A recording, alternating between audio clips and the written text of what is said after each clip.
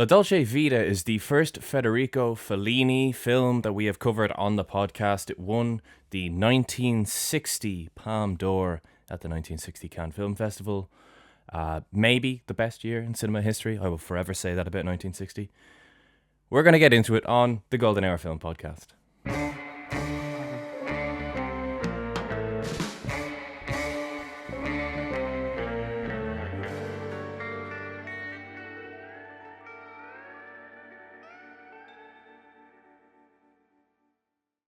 Hello, everybody, and welcome back to the Golden Hour Film Podcast. I am, of course, joined by my co-host, not guest host, Shane Mulvaney. Shane, irregardless of Cannes, irregardless of cinema, Federico Fellini, La Dolce Vita, 1960 in cinema, how are you after last night? After watching the film, yeah. No, after the better thing. Oh, sorry, it was 2 nights ago. 2 what nights am I ago, saying? yeah, 2 nights What ago. am I saying? In case anyone doesn't know, Arsenal don't play on Thursdays anymore. No, we're way too big for that now. I'm on cloud nine, I really have to say. And actually, to be honest, that might play into my review of the film. Let's just say I'll come to that. But yeah, I mean, I'm on cloud nine. Arsenal have beaten Real Madrid over 2 legs. In each leg, we beat them at home 3-0. We beat them away from home 2-1. Both fully deserved victories into the semi-finals of the Champions League. So let's see what we can do there. But man, yeah, I'm on cloud nine. Yeah, it'd be interesting to see. I don't know when the semis are, but if this comes out and PSG are like 4-0 up in the first leg or something, that would be kind of funny. Because obviously we are recording this in advance. But yeah, Federico Fellini, Shane's first Fellini film. Technically my second, although I do regularly say just ignore my review of 8.5. I was severely hungover when I watched it. Shane, this film won the 1960 Palme d'Or. I'm not going to lie to you. But before I get into my spoiler-free review, I do like this movie. I do. I have unbelievable respect for everything that it has to say and how it does so. The direction, the imagery, the mirroring is incredible. But I'm not going to lie to you. I can think of at least 7 films that are better that came out that year. What about you, Shane? Spoiler-free review. How do you feel about La Dolce Vita? Yeah, well, at the aforementioned victory over Real Madrid, right? So I watched that on Wednesday night, and then La Dolce Vita, as we're recording, I had to watch it last night. So it's the night after the Arsenal game. And to be honest, like, I completely blame myself for this, but I was just so distracted by all of the messages I was getting and all of the just scrolling my phone as well, like looking up different clips and stuff from the game and from back, like from after the match. And it's like, this is a long film anyway. It's a 3-hour film. It probably took me like well over 4 hours to watch it. And even then, when I was watching it, I wasn't watching it. You get what I'm saying? So it's completely on me. So take everything I'm about to say with that context in mind. So I really respect, like you said, I mean, the direction on this is unbelievable. Like, so many incredible shots, amazing imagery, great performance from Marcello Mastroianni, is that his name? Yeah, Marcello Mastroianni. Great performance in the lead role. It did kind of leave me cold. And again, everything I've just said about the context in which I watched this film, take that in mind. But it did kind of leave me cold a little bit. I was expecting to be blown away more. I think I saw you on Letterboxd say that you would have loved to have seen this in a cinema, and that was genuinely exactly what I was thinking throughout watching this film. It's like, I wish I didn't have all these distractions in my little phone beside me. I wish I could just go to a cinema and just watch what I'm watching for. Just kind of be immersed in the whole film from start to finish without any distractions. So I did enjoy the film. It did kind of leave me cold at times. So I do want to rewatch it, at least, if not in a cinema, then at least with no distractions, so I can fully kind of fully kind of get what the film wants me to get from it. What about you? Yeah, I think, I'll be honest, after I watched it, I had a look in your Letterboxd, because for once, I don't think this has ever happened before. I actually watched it before you. That never happens. I always leave the film last minute. Regularly, I will watch it just before we record. But I watched this a couple of days ago because I just knew I didn't have any time this week. So I had a look to see what your review of a different film was, and I had a gut feeling that you were going to give this the same rating as that film, and you did. What was it? And that is Babylon, This film reminds Okay, me of right. Babylon a lot. Yeah, I could see that. I think if you love Babylon, you will love this film. It is way racier than Babylon, which is hilarious considering it came out in 1960. There's also literal shots from Babylon that are taken from this Yeah, film. There's one 100%. at a house party, which is the iconic shot of Margot Robbie on the floor at the house party that she was at. That's clearly, if not taken, then inspired by a shot in this film. And yeah, as far as comparisons between the film go, I just think that the character of Marcello, his arc is fascinating. It kind of reminds me a bit of some of the arcs of some of the characters in Babylon. He could go back home to his private suburban life, sorry, where he admittedly would say that maybe that's him wasting his life away because he doesn't know if that's his ideals or not, it seems. Or he could, go for the big picture in his head and go for the grandeur of the partying, the celebrities, the lifestyle that he does live with his job. Fellini directs this amazingly, but my first question for you, Shane, when it comes to La Dolce Vita, because I feel like it's going to be a question that anyone who hasn't seen this is going to ask someone who has seen it. It's a 3-hour film. Shane, do you feel the runtime? Oh yeah, I did feel a long time. Yeah. Again, I don't want to keep going on. I did watch like I was heavily distracted throughout the film, but at the same time, I do feel like if the narrative was more immersive, that wouldn't have been a problem for me. Like I would have just allowed myself to be more immersed in it. So yeah, it's a 3-hour film, and you do feel every bit of it. Like we talked about Seven Samurai a few weeks ago. That's another long film. It's actually longer than this even, but like that doesn't feel anywhere close to the runtime. That feels a lot pacier. For the most part, anyway. Whereas this, yeah, I did feel the runtime. How did you? Yeah, I would agree. I definitely did. It is an episodic film. Yeah, It's got a prologue, an epilogue, 7 episodes, so to speak, and then an intermission. And then one of the episodes, episode 3, we actually is like spliced into multiple segments throughout the film. That sounds confusing. It's actually not if you watch the film. It makes way more sense if you watch the film. But as far as an episodic film goes, with that element, inevitably you're going to compare different episodes to different episodes. By far, for me, the best episode was obviously the iconic Trivia Fountain with that American actress who's actually played by a Swedish actress, yeah, Sylvia, I believe her name is the character. yeah, Sylvia. That episode is fantastic. Yeah, as far as the first sort of third of the film goes, that really had me hooked.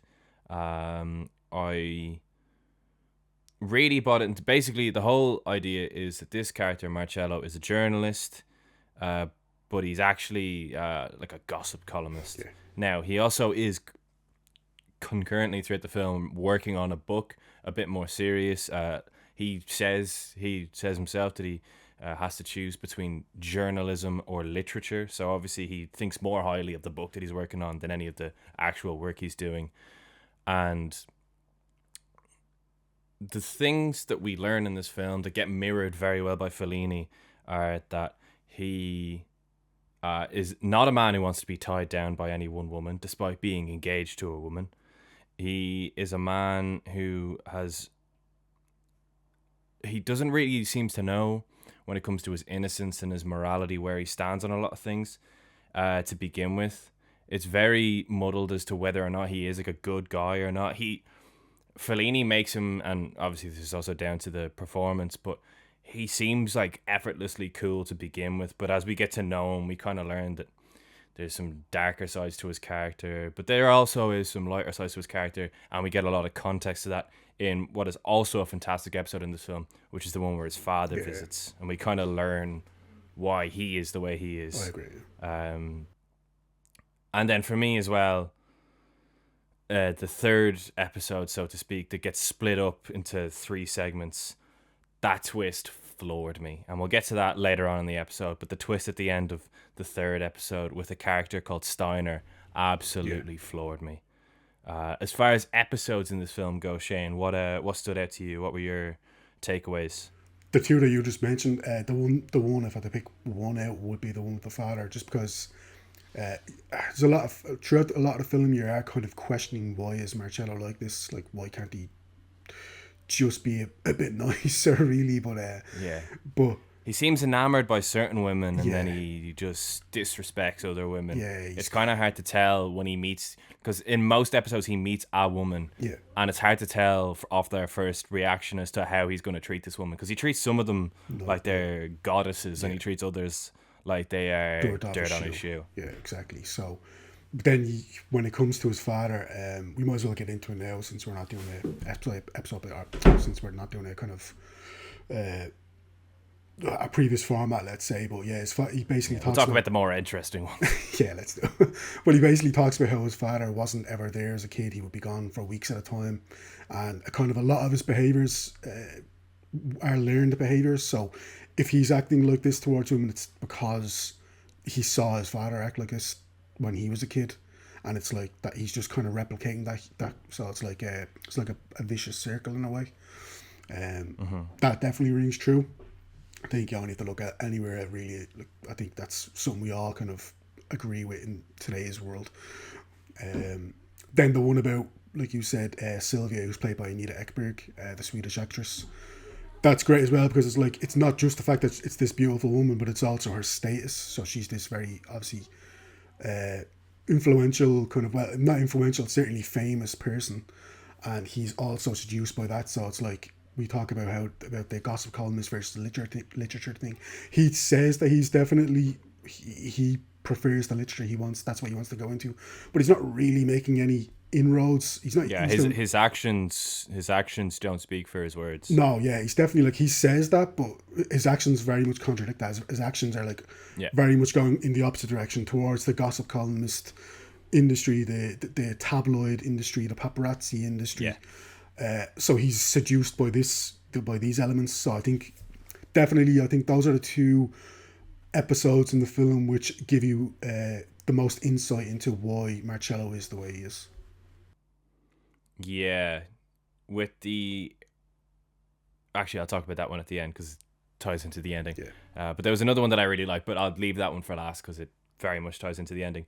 But one thing I have to say is that this film opens with an unbelievable opening shot. Oh yeah, it's amazing. And how I actually watched Scorsese break it down as well, because I'm an idiot and sometimes I need things spoon fed to me. But obviously, one of the main themes of this film is the hyena-like, vulture-like paparazzi. There's multiple instances in this film where you can tell that Fellini just wants to really show these people for what they are. Like, there's multiple casualties in this film, including children, and often there is a photographer either begging to be the one who gets to take the photo of them, or just bursting their way through and taking a photo of them. Yeah. And what's fascinating is Fellini, again, I'm just going to be quoting Scorsese because he's the man, but basically Fellini was almost excommunicated from the Catholic Church as a result of this film because it was seen as anti-Catholic. That being said, he actually had a Catholic burial, even though he wasn't a particularly Catholic man. Because I don't know, Scorsese just said like basically because he's Italian, but just the culture and that he still got a Catholic burial, and they said he saw the world in a different light to the Catholic Church, but he wasn't opposed to the Catholic Church. And what's fascinating is with the opening shot, we have a helicopter with the lads that is carrying a Jesus statue across the city of Rome. Unbelievable imagery, like stunning shots. But what's worth noting as well, from the get-go we learn there's actually a second helicopter as well, which is the paparazzi, who are literally following. They're even following Jesus. Like, they're following a Jesus statue, trying to get pictures of him. Like, they will stop at nothing, whether it be children, which obviously gets much darker, or like an actual statue of Jesus in Rome. The paparazzi have to be the first ones there at the scene, and it's some unbelievable imagery of the statue flying over the city. And like the lads in the helicopter literally stop off at a building where women are sunbathing to try and get their numbers. Like the absence of religion in Rome at this time is very much felt with these lads, because even later on, the paparazzi are following um, Sylvia up the stairs in St. Peter's Basilica, and there's no respect or sort of time to take in the grandeur and the magnitude of like being at the top of the bell tower of St. Peter's Basilica. All they want is photos, Yeah. and they are chasing this woman up this place, up this bell tower to get photos of her. Um, it's interesting that the Catholic Church kind of saw this as a anti-Catholic film. It's definitely an anti-paparazzi film. Telling on themselves. What do you I'd think say. on the matter? I'd say it's telling on themselves for sure. Yeah, It's like, yeah, there's at least overtly there's nothing to suggest it is anti-religion or anti-Catholic. yeah, So if that's their interpretation of it, like I do think that's probably them, them kind of reading too much into it, or maybe that was Fellini's intention. I don't know, but the other episode, I know you kind of been skirting around it, but I would say we might as well get into it. I think because it is such an important episode in the film, especially when it comes to the end of the film. But basically, when Marcello and Emma go to Steiner's house party, and it's a whole gathering, that's kind of when we hear Marcello for the first time admit that he believes his life has been ruined, like has been fucked up. He's messed his whole life up. He sees Steiner with his two kids. He's leading a pretty idyllic lifestyle. He has a good job. He has a loving wife. He has loving children. He has this big house, a good job, etc. So that's Marcello. In his opinion, Marcello's like, that's what I need. That's what I want. Everything I've done has been kind of the opposite of this, and everything I'm doing is like, I'm not going to end up here if I keep going the way I'm going. That's probably the most overt that he's ever been, or maybe the most clear. Maybe he didn't even realize before this scene that that's what he actually wants out of life, Marcello. yeah. And then we obviously get to the absolute kicker towards the end of the film, where we learn that Steiner has killed his two children and killed himself. Not his wife, by the way, because again, we're going to talk about the paparazzi when it comes to his wife. But Marcello, as you would be, is absolutely dumbfounded, shell struck. What's the word I'm looking for here? Shell struck. Is that the word I'm looking for? Shell-shocked. Shell shocked. Don't know where I was going for there. Shell shocked. But yeah, like he obviously can't believe it. He goes to Steiner's apartment or Steiner's house to kind of figure out what the hell happened, and he's answering questions from the police, and he's literally, his mind is completely on another planet, as it would be. So it's like, that's what he thought he wanted out of life, but now even that, his whole worldview or his whole intentions are also now corrupted. So it's like he's back to square one. He doesn't really know what he needs to do or what he wants to do with his future now. So it's like his whole kind of world again has been upended. Yeah, and as well with the intermission, so to speak, there's another scene where we kind of get Marcello, where it's the Marcello that we're kind of striving for. He has, first of all, it's worth noting, this man has zero interest in his fiancée. They have an incredibly toxic relationship, and this scene literally opens with him hounding her out of it, like giving her serious grief on the phone, because basically she doesn't trust him, rightfully so. She doesn't trust him because anywhere he goes, he seems to end up with a model or an actress or someone in a room alone, and he doesn't answer his phone.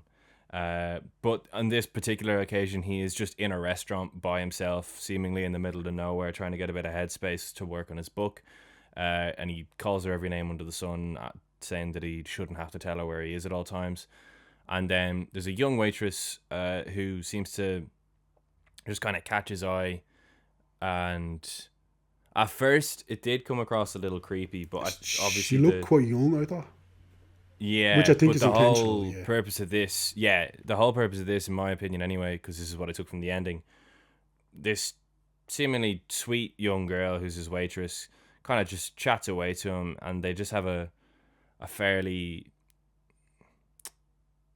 How do you say? amiable. Like he does kind of chatter up a bit, which is what he does with most women, or certainly pretty much every Yeah, woman he comes across. But he kind of defaults to that, but then yeah, she's too pure and innocent. She yeah, doesn't actually bite on any of his remarks. He even asks if she has a boyfriend. She just kind of ignores it, and she's like, "Oh, do you mind if I turn the music back on? yeah, Because you made me turn it off when you were typing." And he just kind of laughs to himself, and he sees her in her innocence and her youth.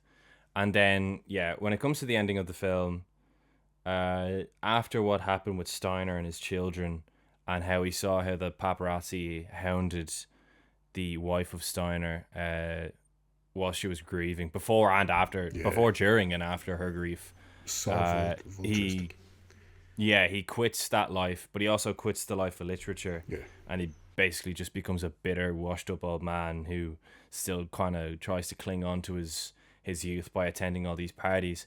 And after making an absolute show of himself at a party and degrading women and trying to fight men and just being a bit of a drunken slob, they all run out to the beach because this giant starfish manta ray looking thing is washed up on the beach, and he sees the girl but he can't hear her, and it's the young waitress.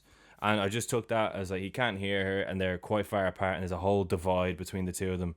And instead of kind of going down the route of like purity and honesty and his innocence, because there was elements of the film, particularly when he was witnessing how much of a dick his dad was, yeah, um, where we thought maybe he would turn a new leaf.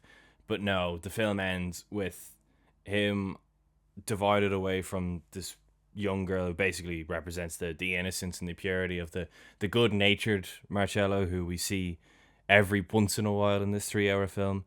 And then someone calls him to come back to the party, and he goes back to the party. And I would assume that just given the life he's leading and the way he's going, that the character of Marcello after the film probably doesn't live many more years. I wouldn't be surprised if he yeah, dies of some sort of either partying too hard or whatever. But it's clear to see that he could have gone one way, but he goes the other way instead. And just, yeah, that closing shot of the young girl's face as she's like calling out to him, but he can't hear her, and he just kind of dismisses her is, yeah, I thought it was very powerful. But yeah, I don't know. Maybe I'm just not a Fellini guy. I never, with the film, as much as I enjoyed the ending and the opening and a few of the episode, a good few of the episodes, often the film didn't necessarily like wash over me, but I just didn't really click with a fair few of the episodes. There was a few, like there was the one, it was quite clearly a dig at the bourgeoisie, where yeah, they're almost like a cult. It almost reminded me a bit of Saltburn, where they were in that big house, he's at a party, and they go to try and summon a spirit. yeah, Like there was a few episodes like that where I could tell what Fellini is saying, and it's cool to look at on occasion. Like in that one in particular, there's a somewhat recurring woman in this film called, is it Madalena? Is that her Madalena, name? yeah, who Yeah, proposes to, who Madalena. does And it's propose to almost like a Marcello, yeah, confessional. yeah, Yeah, it's almost like a confessional because he's in a room and she's in another room, yeah. and she can hear him and he can hear her, but they can't see each other. And he actually confesses his love for her when she asks him to marry him. Yeah. But then she ends up getting with another guy and he can't Seduced, see yeah. it. It's like she Yeah, does yeah, to yeah. him what he has done to a lot of other women, like so. Yeah. Like that visually was fascinating because again, you talk about the religious motifs. That was a bit like a confessional where he actually confessed that he actually did love her. But there was a few episodes here where I just kind of checked out, and I as you kind of said at the ending, I enjoyed the ending, but there was a fair few episodes in this that just kind of left me cold. Yeah, I think it's partially intentional from Philly. He does want you to kind of he keeps you at a remove intentionally, like so that you can actually think about what he's trying to say. So it's like you're not obviously meant to identify with Marcello at all times, and you Yeah. shouldn't, or indeed most of the characters. But it's like, yeah, at the same time, yeah, I don't know. Just it did leave me a bit cold. Like I said, I don't know how to else to describe it. But I do wanna watch it again at some point in the future, without the distraction of a looming Champions League semi final weighing on my mind. So yeah, let's see how that goes. Yeah.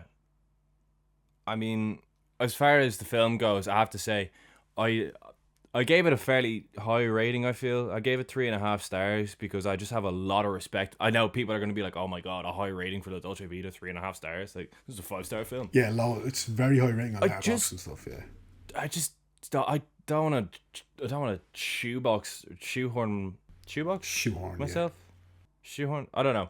I don't want to close myself off or anything, but I just don't know if I'm a Fellini guy. I just don't know if I am. Uh, Maybe I didn't dislike 8.5 because I was hungover. Maybe I just didn't like eight and a yeah, half. that's it. But I will definitely give it another try. But like La Strada and Nights of Cabiria, I'm just not gonna rush into them, which is strange as well because he wrote Rome Open City, which is one of my absolute favorite of the Italian neo-realist films. That film is incredible, and the ending to that film is unbelievably powerful.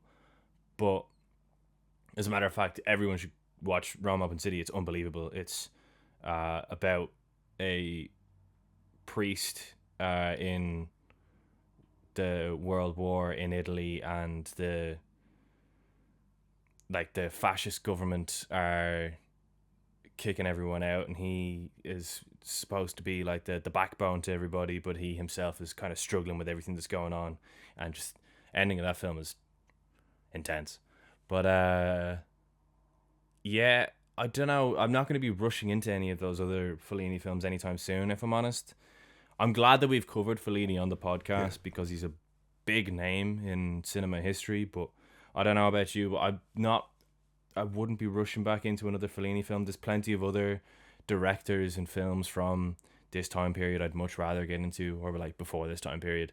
But that being said, yeah, 3.5 stars. The visual imagery is incredible. There's a lot of great mirroring. The character of Marcello is an interesting character, and the performance is very good. But I just never really had any sort of emotional connection to many of the scenes.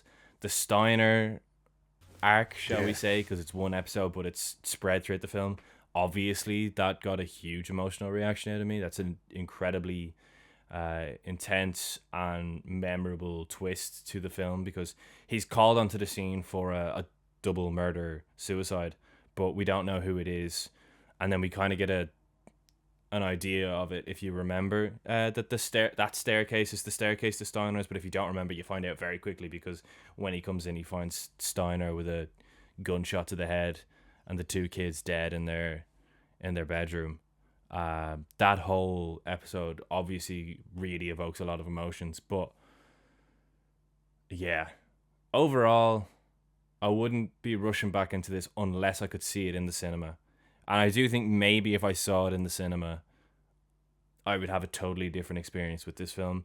But I couldn't find it anywhere to rent on my TV, so I had to watch it on my laptop screen, which isn't the smallest of screens, but this does feel like a film that needs to be on a big screen. What about you, Shane? How did you feel about La Dolce Vita? yeah. I gave it 3 stars.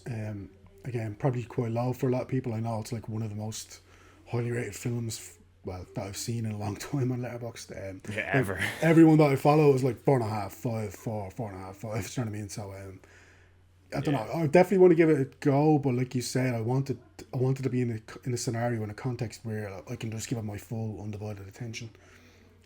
That being said, I do want to check out 8.5. I know it's probably criminal that I haven't seen it so far.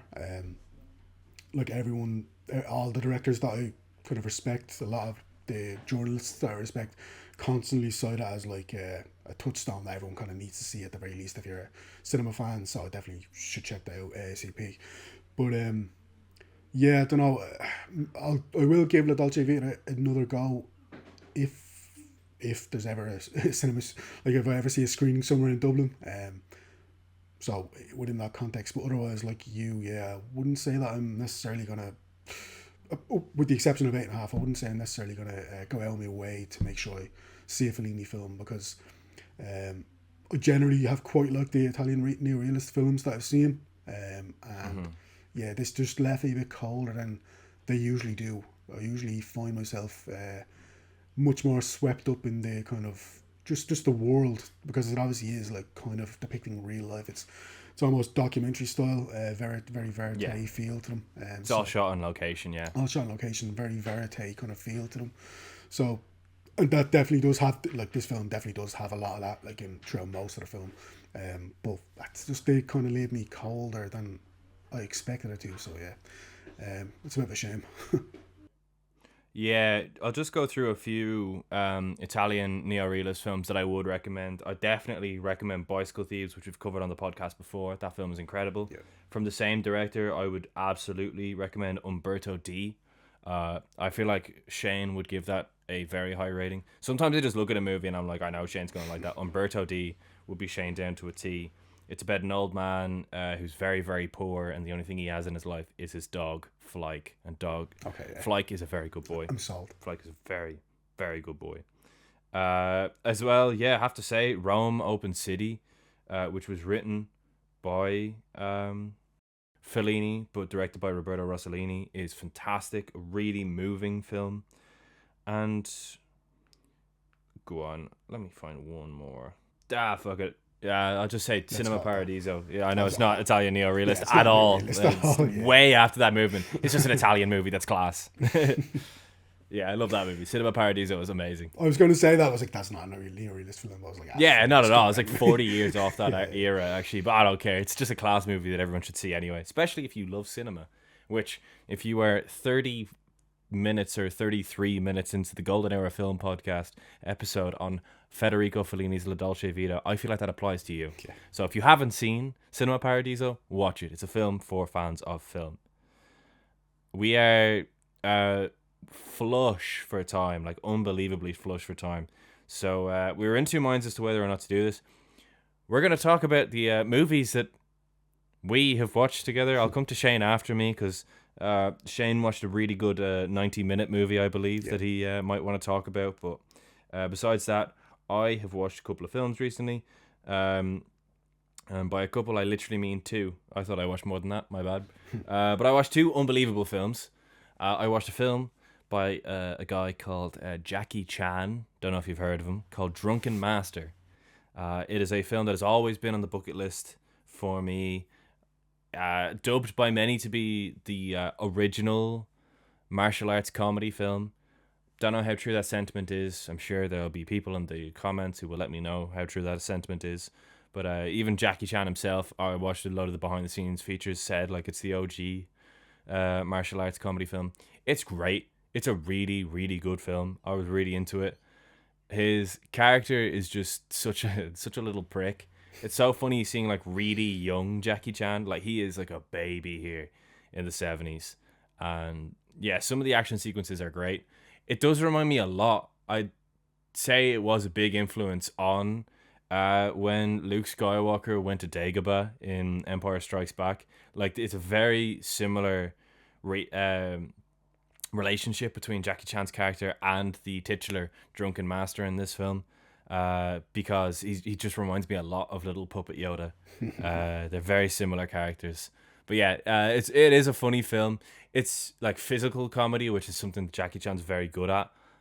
Like he's really good at tying comedy into martial arts scenes, into fight sequences.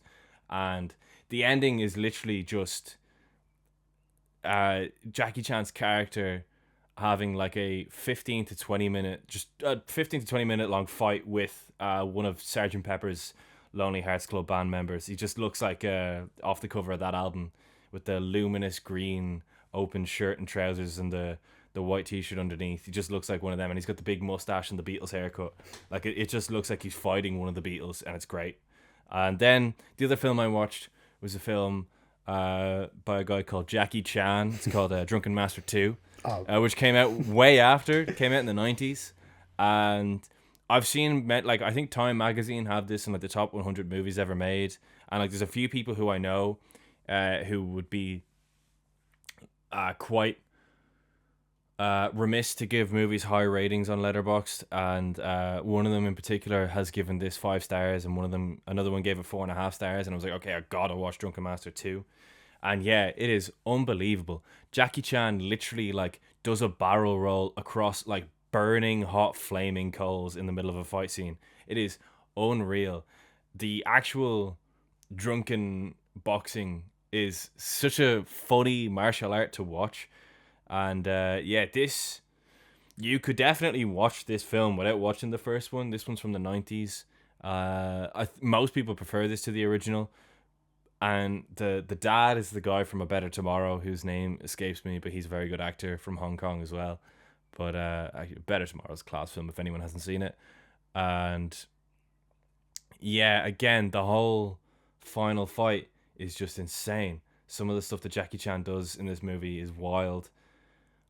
And I had genuinely, if you can see, it's kind of cut out, but that whole shelf there, for those of you watching at home on YouTube, that's all Bruce Lee and Jackie Chan movies that have just come.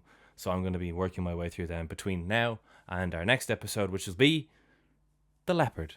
But meanwhile, Shane, what have you watched recently? I saw a movie called Real Madrid 1, Arsenal 2, Arsenal in the Champions League semi-finals, baby! Yeah, no, I've not seen any movies other than that. Like, I've been pretty busy all week. Like I said, I crammed in La Dolce Vita last night.